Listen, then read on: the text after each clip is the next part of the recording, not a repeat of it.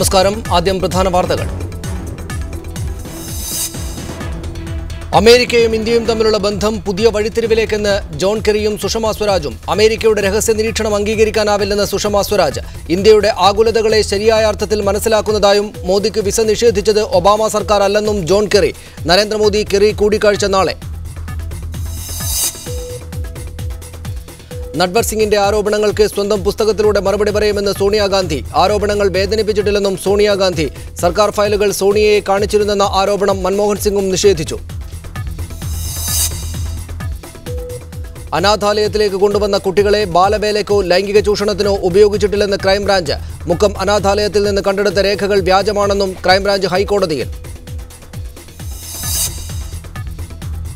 Gaza ആക്രമണം അവസാനിപ്പിക്കണമെന്ന അന്താരാഷ്ട്ര സമൂഹത്തിന്റെ ആവശ്യം ഇസ്രായേൽ തള്ളി. വ്യോമാക്രമണത്തിൽ 17 പേർ കൊല്ലപ്പെട്ടു, 200-ലധികം പേർക്ക് പരിക്ക്. ഗസ അതിർത്തിയിൽ ഫലസ്തീൻ നിർമ്മിച്ച ടണലുകൾ നശിപ്പിക്കാതെ വെടിനിർത്തലില്ലെന്ന് ഇസ്രായേൽ പ്രധാനമന്ത്രി. ഇസ്രായേലിനെ ബൊളീവിയ ഭീകരരാഷ്ട്രമായി പ്രഖ്യാപിച്ചു.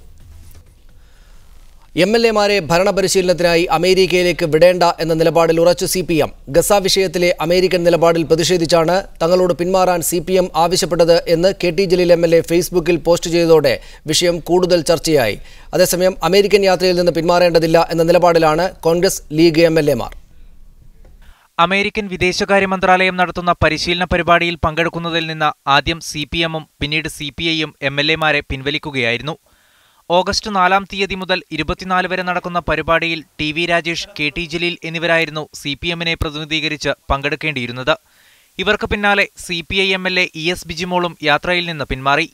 ഗസയിൽ മനുഷ്യക്കുരുതി തുടരുമ്പോഴും ഇസ്രയേലിനെ പിന്തുണയ്ക്കുന്ന അമേരിക്കയുടെ നിലപാടിൽ പ്രതിഷേധിച്ചാണ് തീരുമാനമെന്ന് CPM വ്യക്തമാക്കി. മൂന്നാം ലോക രാജ്യങ്ങളിൽ അമേരിക്കയുടെ അജണ്ട നടപ്പിലാക്കാനുള്ളതാണ്. അത്തരമൊരു കെണിയിൽ തലവെച്ച് കൊടുക്കേണ്ടതില്ല എന്നുള്ളതാണ് CPM-ന്റെ നിലപാട്. തീർച്ചയായും ആ നിലപാട് കൂടുതൽ പ്രസക്തമായി കൊണ്ടിരിക്കുന്നു എന്നുള്ളതാണ് ഈ പുതിയ സംഭവവികാസങ്ങൾ തെളിയിക്കുന്നത്.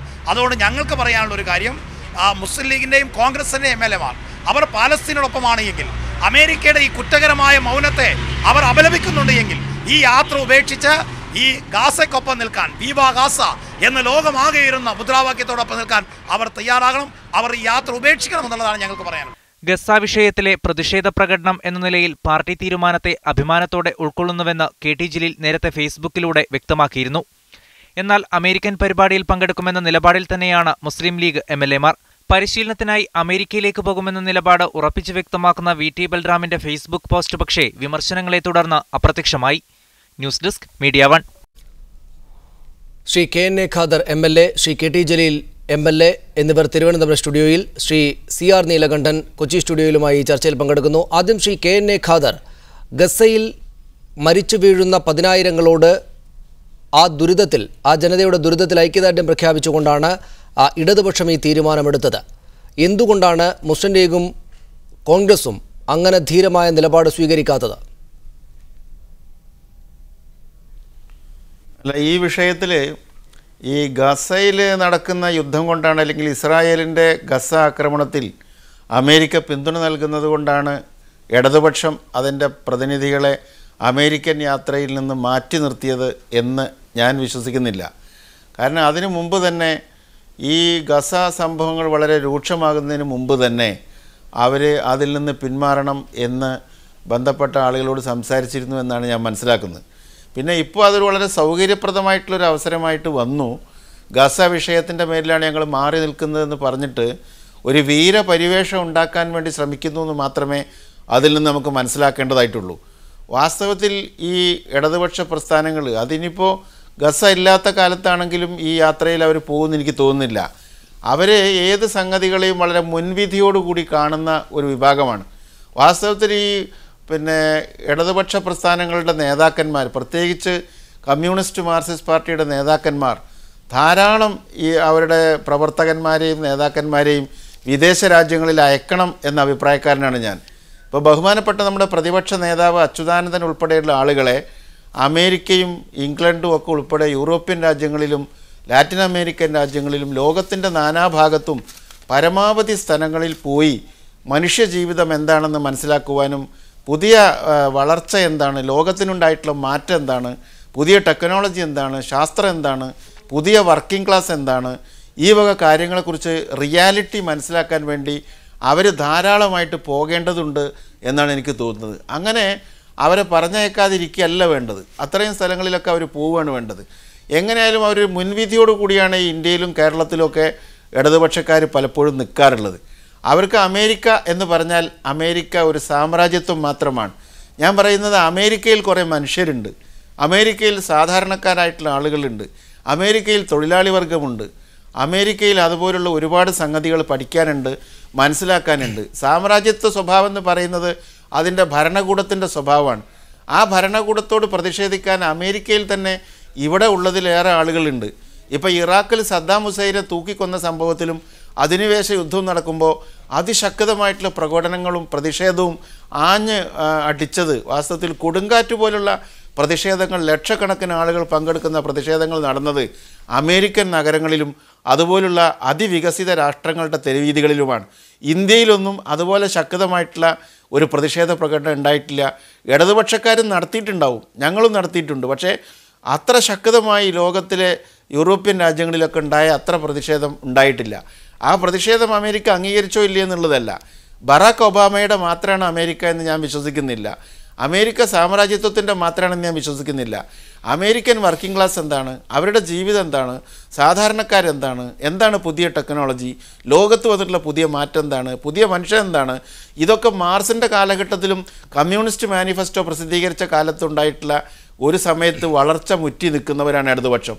വാസ്തവത്തിൽ പുതിയ സാഹചര്യങ്ങളെ റിയാലിറ്റി അവർ ഉൾക്കൊള്ളാത്തത് കൊണ്ടാണ്. മുൻവിധിയില്ലാതെ റിയാലിറ്റി മനസ്സിലാക്കാൻ അവർക്ക് സാധിക്കേണ്ടത് ആവശ്യമാണ്. എങ്കിൽ മാത്രമേ ആധുനിക കാലഘട്ടത്തിൽ അവർക്ക് പ്രവർത്തിച്ച് മുന്നോട്ട് പോകാൻ സാധിക്കുള്ളൂ. അവരുടെ ഈ സങ്കുചിത മനസ്ഥിതി മാറിക്കിട്ടുള്ളൂ. ഇവിടെ കണ്ണൂരിലും രാഷ്ട്രീയ കൊലപാതകങ്ങളിലും ചന്ദ്രശേഖരൻ വധക്കേസിലും അതുപോലെ വളരെ മോശമായിട്ടുള്ള പദപ്രയോഗങ്ങളിലും എല്ലാ വികസന പ്രവർത്തനങ്ങളെയും എതിർത്തുകൊണ്ടും വളരെ സങ്കുചിതമായിട്ടുള്ള ഒരു മനസ്ഥിതിയിൽ നിർഭാഗ്യവശാൽ ഇടതുപക്ഷ പ്രസ്ഥാനങ്ങൾ എത്തിച്ചേർന്നിട്ടുണ്ട്. തീർച്ചയായും ഞാൻ തിരിച്ചു വരാം താങ്കളിലേക്ക്. ശ്രീ കെ ടി ജലീൽ, ആ സങ്കുചിത മനോഭാവത്തിന്റെ കാലാകാലങ്ങളായി ഇടതുപക്ഷം പിന്തുടരുന്ന മുൻവിധി കലർന്ന രാഷ്ട്രീയ സമീപനങ്ങളുടെയൊക്കെ ആകത്തുകയാണ് ഇത് എന്ന ശ്രീ കെ എൻ എ ഖാദറിന്റെ വിമർശനത്തിന് താങ്കൾ മറുപടി നൽകണം. അതിന് മുമ്പ് പക്ഷേ മറ്റൊരു കാര്യം, അതായത് ഗസ വിഷയമായിരുന്നില്ല. അതിനു മുമ്പ് തന്നെ ഇടതുപക്ഷം അമേരിക്ക എതിർക്കപ്പെടേണ്ട രാഷ്ട്രമാണ്, അങ്ങോട്ടേക്ക് പോകേണ്ടതില്ല എന്ന് താങ്കളടക്കമുള്ളവരെ എതിർത്തിരുന്നു, താങ്കളടക്കമുള്ളവരെ തടഞ്ഞിരുന്നു. പിന്നീടാണ് ഗസ വിഷയമാണ് ഇതിന് കാരണമായി പുറത്തേക്ക് പറയേണ്ടത് എന്ന തീരുമാനത്തിലേക്ക് എത്തിയത് എന്നാണ് മനസ്സിലാക്കുന്നത്. അക്കാര്യം Shri K N A Khader ഉന്നയിക്കുകയും ചെയ്തു. എന്താണ് യഥാർത്ഥത്തിൽ അമേരിക്കയിലേക്ക് പോകേണ്ടതില്ല എന്ന തീരുമാനത്തിലേക്ക് ഇടതുപക്ഷത്തെ നേതാക്കളെ എത്തിച്ചത്? ആദ്യമായി നമ്മൾ മനസ്സിലാക്കേണ്ട ഒരു കാര്യം, ഇതൊരു ഒഫീഷ്യൽ ഡെലിഗേഷൻ അല്ല എന്നുള്ളതാണ്. അമേരിക്കൻ കോൺസുലേറ്റ് വിവിധ രാജ്യങ്ങളിൽ നിന്ന് ഇൻ്റർനാഷണൽ വിസിറ്റേഴ്സ് ലീഡർഷിപ്പ് പ്രോഗ്രാം എന്ന അവരുടെ പരിപാടിയിലേക്ക് ആളുകളെ തിരഞ്ഞെടുത്തിരുന്നു. കേരള നിയമസഭയിൽ നിന്ന് ഞാൻ മനസ്സിലാക്കുന്നത് 7 പേരെയാണ് അവർ തിരഞ്ഞെടുത്തത്. അല്ലാതെ സ്പീക്കർ തിരഞ്ഞെടുത്തതോ വിവിധ രാഷ്ട്രീയ പാർട്ടികളോട് പറഞ്ഞ പാർട്ടികൾ നിർദ്ദേശിച്ചതോ ആയിരുന്നില്ല ഈ 7 പേരും. ആ 7 പേരിൽ 5 പേരും ഇടതുപക്ഷ പാർട്ടികളിൽ നിന്നുള്ളവരായിരുന്നു. SFIയുടെ നേതാവ് ആർ രാജേഷ്, DYFIയുടെ നേതാവ് TV രാജേഷ്, ഞാൻ, അതുപോലെ തന്നെ CPIയുടെ MLAമാരായിട്ടുള്ള ബിജിമോളും ഗീതാ ഗോപിയും, കോൺഗ്രസിൽ നിന്ന് PC വിഷ്ണുനാഥും, മുസ്ലിം ലീഗിൽ നിന്ന് N ഷംസുദ്ദീനും. ഇതായിരുന്നു അവർ തിരഞ്ഞെടുത്തിരുന്ന ലിസ്റ്റ്. അവർ വന്ന് സ്പീക്കറുമായി സംസാരിച്ചതിൻ്റെ അടിസ്ഥാനത്തിൽ ചില ഭേദഗതികൾ വേണമെന്ന് സ്പീക്കർ നിർദ്ദേശിക്കുകയുണ്ടായി. അങ്ങനെയാണ് ആർ രാജേഷിന് പകരം IC ബാലകൃഷ്ണനെയും ഗീതാ ഗോപിക്ക് പകരം അൻവർ സാദത്തിനെയും ഉൾപ്പെടുത്തിയത്. PC വിഷ്ണുനാഥിന് വ്യക്തിപരമായിട്ട് പോകാൻ എന്തോ ബുദ്ധിമുട്ടുണ്ട് എന്നറിയിച്ചതിനെ തുടർന്നാണ് തൽസ്ഥാനത്ത് ഷാഫി പറമ്പിൽ കടന്നു വരുന്നത്. ഈ 7 പേരും പോകാൻ തീരുമാനിച്ച് മുന്നോട്ട് പോകുന്ന സന്ദർഭത്തിലാണ് TV രാജേഷ് CPIMൻ്റെ MLA എന്നുള്ള നിലയിൽ അദ്ദേഹം പാർട്ടിയോട് അനുവാദം ചോദിക്കുന്നത്. പാർട്ടി ഇതിനെ സംബന്ധിച്ച് ചർച്ച ചെയ്തതിന് ശേഷം സാമ്രാജ്യത്വ വിരുദ്ധമായിട്ടുള്ള നിലപാട് എക്കാലത്തും CPMഉം ഇടതു പാർട്ടികളും സ്വീകരിച്ചു പോന്നിട്ടുണ്ട്. അതിന് വ്യക്തമായിട്ടുള്ള കാരണങ്ങളും അവരെ സംബന്ധിച്ചിടത്തോളമുണ്ട്. ഗാസ വിഷയമാണ് ഇതിന് കാരണം എന്ന് ഞാൻ കരുതുന്നില്ല. കാരണം ഗാസ വിഷയം പിന്നീട് വന്നിട്ടുള്ളതാണ്. ഞാൻ എൻ്റെ ഫേസ്ബുക്ക് പോസ്റ്റിൽ തന്നെ പറഞ്ഞിട്ടുള്ള കാര്യമാണ്, ഗാസയുടെ പശ്ചാത്തലത്തിൽ ഈ തീരുമാനം ഏറെ പ്രസക്തി ഉള്ളതായി തീരുന്നു എന്നാണ്. സാമ്രാജ്യത്വ ശക്തികളോടുള്ള തങ്ങളുടെ എതിർപ്പ് അവരുടെ ചെലവിലാണ് പോകുന്നത്. ഏതാണ്ട് എയർ ടിക്കറ്റിന് പുറമെ $30,000 അവിടെയുള്ള വഴിച്ചെലവുകൾക്കായി കോൺസുലേറ്റ് നമുക്ക് നൽകുന്നുണ്ട്. ഉദ്ദേശം 18 ലക്ഷം രൂപ. അങ്ങനെ പോകുന്നു എന്നുള്ളതുകൊണ്ട് അമേരിക്കൻ ചെലവിൽ അമേരിക്കൻ യാത്ര നടത്തേണ്ട എന്നുള്ള ഒരു തീരുമാനത്തിൻ്റെ അടിസ്ഥാനത്തിലാണ് അമേരിക്കയോടുള്ള ശക്തമായ വിയോജിപ്പിൻ്റെ പശ്ചാത്തലത്തിൽ CPM അങ്ങനെ തീരുമാനിക്കുന്നത്. ആ തീരുമാനം അറിഞ്ഞ ഉടനെ തന്നെ ഞാൻ ആർ രാജേഷ് പോകുന്നില്ല എന്നുള്ള കാര്യം പാർട്ടിയെ അറിയിക്കുകയും ചെയ്തു. പിന്നീട് ബിജിമോളും ആ തീരുമാനത്തിൽ നിന്ന് പിന്തിരിയുകയാണുണ്ടായത്. നമ്മളുടെ ആരുടെയും എതിർപ്പ് അമേരിക്കയോടോ അമേരിക്കക്കാരോടോ അല്ല എന്നുള്ളത് പ്രത്യേകം മനസ്സിലാക്കേണ്ടതുണ്ട്. നമുക്ക് നമ്മളുടെ ചെലവിൽ അമേരിക്കയിൽ പോകാം. അവിടുത്തെ ഏതെങ്കിലും ഓർഗനൈസേഷൻസ് നമ്മളൊരു ചടങ്ങിൽ സംബന്ധിക്കുന്നതിന് വേണ്ടി ക്ഷണിച്ചാൽ നമുക്ക് തീർച്ചയായിട്ടും പോകാം. അവിടെ ജോലി ചെയ്യാം, അവിടെ ബിസിനസ് നടത്താം, അവിടുത്തെ ആളുകളുമായി നമുക്ക് ബന്ധപ്പെടാം. ജനാധിപത്യവാദികളായിട്ടുള്ള നിരവധി ആളുകളും സംഘടനകളും അവിടെയുണ്ട്. അവരുമായിട്ടൊക്കെ നമുക്ക് സഹവർത്തിത്വത്തിൽ മുന്നോട്ട് പോകാവുന്നതാണ്. അതിലൊന്നുമല്ല തെറ്റ്. ഇത് ജനപ്രതിനിധികളെ, പ്രത്യേകിച്ച് ഒരു ഒഫീഷ്യൽ ഡെലിഗേഷൻ്റെ ഭാഗമല്ലാതെ പല മാനദണ്ഡങ്ങൾ വെച്ച് തിരഞ്ഞെടുക്കുകയും അവർക്ക് എല്ലാ ചെലവുകളും കൊടുത്ത് അവിടെ കൊണ്ടുപോയി state and local government in US എന്നുള്ള വിഷയത്തെ അധികരിച്ചുള്ള ചർച്ചയിൽ പങ്കെടുക്കുന്നതിന് വേണ്ടിയാണ് ഇങ്ങനെ ക്ഷണിച്ചു കൊണ്ടുപോകുന്നത്. ഒരൊറ്റ നിമിഷം ശ്രീ കെ ടി ജലീൽ, അതിനെ ഒരു അവസരമാക്കി ഉപയോഗിച്ചുകൂടായിരുന്നോ എന്നൊരു ചോദ്യം കൂടെ ഉണ്ടല്ലോ Shri K T Jaleel. America അവരുടെ സ്വന്തം പണം മുടക്കി ഇന്ത്യ പോലുള്ള ഒരിടത്തെ, കേരളം പോലുള്ള ഒരു സംസ്ഥാനത്ത് നിന്ന് കുറേ ജനപ്രതിനിധികളെ അങ്ങോട്ടേക്ക് കൊണ്ടുപോയി എന്തൊക്കെയാണ് ഈ പഠിപ്പിക്കുന്നത്, എന്താണ് അവരുടെ ലക്ഷ്യം എന്നത് അവിടെ പോയി മനസ്സിലാക്കി തിരിച്ചു വന്ന് ഞങ്ങൾ നാട്ടുകാരോട് പറയാനുള്ളൊരു അവസരം നഷ്ടപ്പെടുത്തുകയല്ലേ അതുവഴി ചെയ്തത്? സ്വന്തം രാഷ്ട്രീയ നിലപാടിൽ സാമ്രാജ്യത്വത്തിൻ്റെ ആഗോള തലസ്ഥാനമാണ് ഈ അമേരിക്കയുടെ ഭരണകൂടം എന്നതൊക്കെ മനസ്സിൽ വെച്ചുകൊണ്ട് അവിടെ എന്താണ് ഇവർ ചെയ്യുന്നത്? കേരളം പോലുള്ള ഒരു സ്ഥലത്ത് നിന്നും ഈ പറയുന്ന ആളുകളെ കൊണ്ടുപോയി എന്ത് തരത്തിൽ ഉള്ള രാഷ്ട്രീയം പഠിപ്പിക്കാനാണ് അവർ ശ്രമിക്കുന്നത് എന്നത് മനസ്സിലാക്കി നാട്ടിൽ വന്ന് പറയേണ്ടുന്ന ബാധ്യത കൂടെ രാഷ്ട്രീയ പ്രവർത്തകർ എന്ന നിലയിൽ താങ്കൾക്കുണ്ടായിരുന്നില്ലേ, താങ്കൾ അടക്കമുള്ളവർക്കുണ്ടായിരുന്നില്ലേ? അതിനെ തടയുകയല്ലേ CPIM ചെയ്തത്? ഒരിക്കലുമല്ല. CPIM അങ്ങനെ തടയിടുകയല്ല ചെയ്തിട്ടുള്ളത്. നമ്മൾ മനസ്സിലാക്കേണ്ട ഒരു കാര്യം, ഓരോരുത്തർക്കും അവരവരുടെ നിലപാടനുസരിച്ച് മുന്നോട്ട് പോകാനുള്ള സ്വാതന്ത്ര്യമുണ്ട്. CPIMന് അവരുടെ നിലപാടനുസരിച്ച് മുന്നോട്ട് പോകാനുള്ള അവകാശമുണ്ട്. എല്ലാവരും CPIMൻ്റെ നിലപാട് തന്നെ പിന്തുടരണം എന്ന് ആരും വാശി പിടിക്കുന്നില്ല.